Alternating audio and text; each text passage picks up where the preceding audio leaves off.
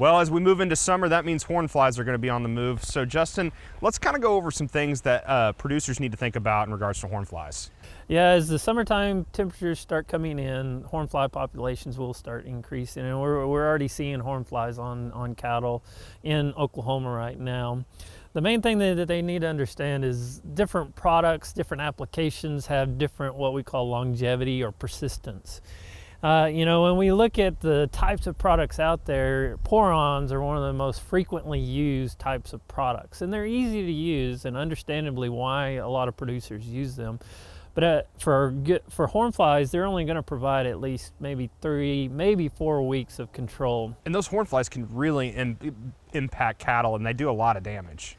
Yeah, they do a lot of damage to cattle. They decrease performance, they decrease efficiency, they cause all kinds of impacts that when you think about a small fly taking a blood meal, it's not just that one small fly, it's those hundreds or even thousands of flies that can take up to multiple blood meals in a day. So you mentioned some products that producers can use to help in regards to horn flies, but over the years here at OSU, you and your team have been doing research on some management practices for rangeland that they can use to really help decrease those horn fly populations. Yeah, we've got a good collaborative group with people in natural resource ecology management that when we look at just some natural systems in place, such as burning, and not necessarily burning the whole pasture, but what they consider patch burning, we see an impact to horn flies. And in fact, we see a 40% decrease during some of our peak population times in July.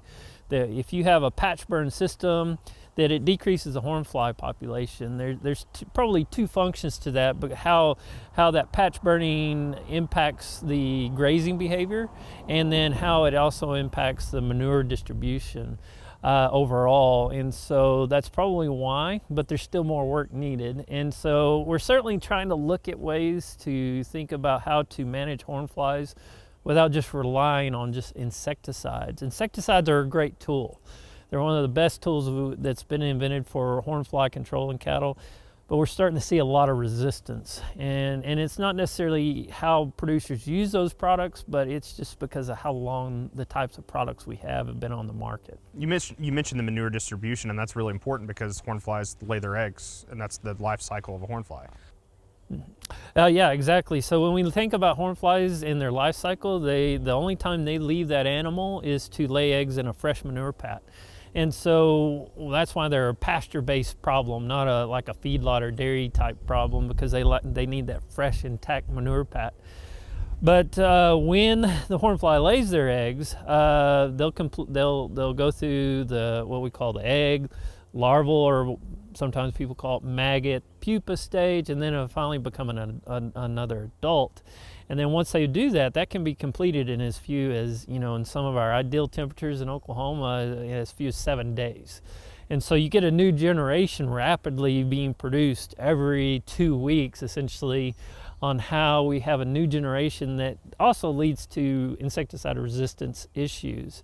But yeah, it's a unique fly because it causes a lot of impact, and they stay on the animal for the majority of their adult life, and they only leave it to lay eggs in the manure. All right, thanks, Justin. Justin Talley, Extension Livestock Entomologist here at Oklahoma State University. And if you'd like some information on horn fly management, go to our website, sunup.okstate.edu.